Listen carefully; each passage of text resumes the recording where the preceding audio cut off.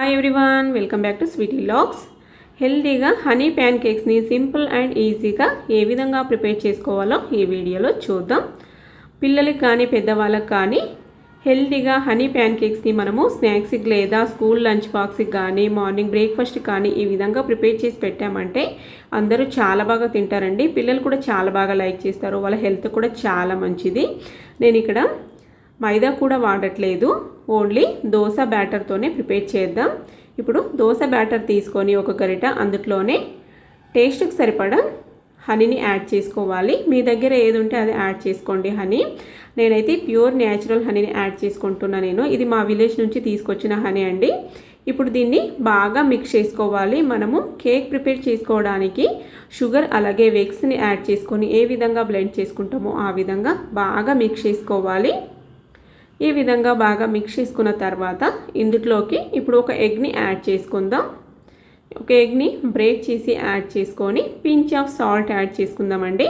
Baking powder కానీ baking soda కానీ ఏది యాడ్ చేయట్లేదండి. నేను హెల్త్కి చాలా మంచిది ఈ విధంగా ప్రిపేర్ చేసి పెడితే పిల్లలకి. ఇప్పుడు దీన్ని కూడా బాగా మిక్స్ చేసుకోవాలి. ఈ విధంగా బాగా మిక్స్ చేసిన తర్వాత ఒక టీ స్పూన్ ఆయిల్ యాడ్ చేసుకుందాం.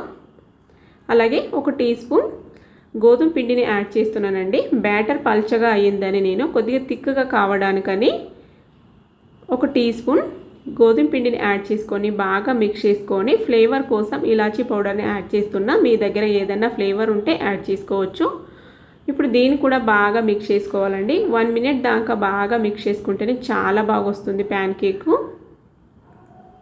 సాఫ్ట్గా. అలాగే మనము బయట హనీ కేక్స్ కొని తింటే ఎలాగుంటాయో టేస్ట్ ఆ విధంగా వస్తుందండి. టేస్ట్ కూడా జ్యూసీగా చాలా బాగుంటాయి.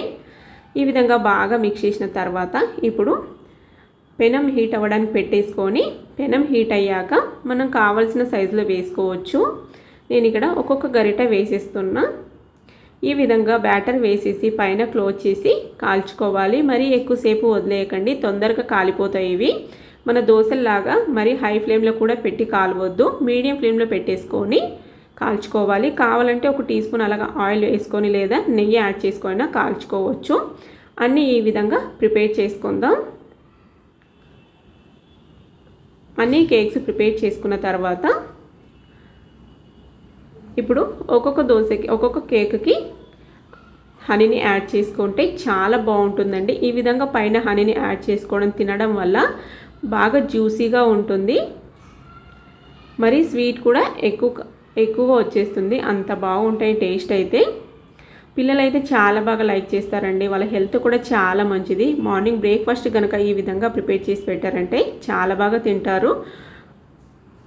ఈ రెసిపీ నచ్చినట్లయితే తప్పకుండా ఒక లైక్ చేయండి.